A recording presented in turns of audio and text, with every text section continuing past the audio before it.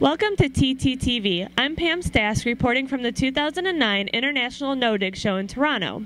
We're at the venue. We have the 13 chairmen of NASTT, both past and present, gathered together. And here today I am with Bill Gray, the third chairman of NASTT. Welcome to the show. How are you enjoying it? I'm having a fine time. Thank you very much. As chairman of NASTT, can you maybe tell me a little bit about your time as chairman, any issues, challenges, or highlights during your term? Surely. When in fact, when the NASTT started, Richard Thomason was the first chair, and he held the post for 3 years. Tom Isley was next, and he held the post for 2 years. And then I came in, and I felt that 1 year was enough because I'd had 2 years as vice chair, a year as chair, and I was going to have a year as past chair. Our friends in ISTT, who were sort of our father figures, they preferred to have the chair around for a couple of years and weren't so happy with me making that change. But I thought there was a lot of skilled, experienced people in NASTT who really needed a chance to be through the honour, of this upper role. So that was one thing I certainly changed, of just the chair for 1 year. Other things we did at that time, we had an agency in Chicago with supplying an executive director for us, and a couple of us thought, in the board, that maybe the costs of those folk were increasing and increasing, because our main income was our No-Dig show. And this is a professional organisation, and we're not here, it's a non-profit organisation. We are trying to grow the trenchless professional expertise. Whether you be a contractor, a supplier, a manufacturer, a client, municipality, a professor, a student, whatever you are, we want you to learn more about this. So we didn't want to waste or spend our money perhaps wastefully, and we felt they were costing much. So one of the tasks I set myself as chair was to ask these folk to terminate their relationship with us, and we then, along with I think it was Dan Cook, who was on the board, and Marlon Gonzalez, who became a chair shortly, we interviewed a few people and selected a new executive director.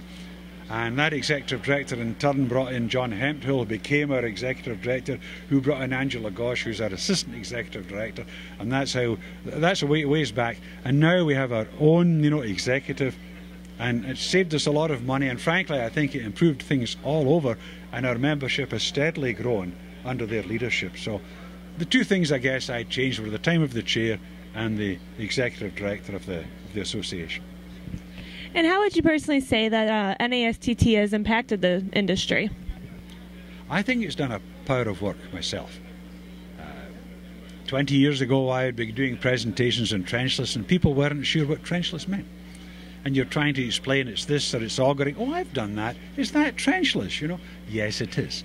So the fact of having a professional society like NASTT, and one of the great powers of this is we are one of 22 STTs across the world. It's a big family. And if someone here isn't sure what they're doing in Scandinavia, or they're doing in Australia, or they're doing in India, we can send them to people there to find out how work is done there. And this information will come through the association at no cost to you. So moreover, if you're a municipality or someone wanting to try trenchless, we have all kinds of information plus professional expertise available to help these people make the right call and move forward in trenchless, so that we do it well and correctly and with minimum cost. And I think you look at this convention here today, it's a record turnout of nearly 1,900 people. We have booths, maximum number, just standing room only. There's people from all over, there's clients from all over Canada I've seen here, have come here because it's in Canada to see what's going on and learn more about it, and they will go back home and say, listen, you've got to try this. I met a young lady last night from the city of Atlanta who was my client 3 or 4 years ago. Atlanta sent her here to this trenchless because they've got so much rehabilitation going on in the city. They want one of their own to really understand what it's about. This is what NASTT is doing. It's really exciting. And since your term as chairman, what have you been up to? Well, I was chair 96, if I recall. I was then on the board for 2 or 3 or 4 years after that. And then I carried on doing a fair amount of project management. I worked with Parsons Brinckerhoff at that time, with big diameter tunnels mainly, but I did a bunch of micro tunnels in Boston and in Atlanta. The World Bank had me down in Chile reviewing tunnel problems for them down there. and I retired about 15 months ago. And I'm still on the technical review board for the big diameter tunnels in Washington. And from time to time, the guys at PB will call me to do a red team or a review. Apart from that, I've been traveling, I've been sailing, and I've been playing an awful lot of golf. Well, thank you for taking the time to speak with us today.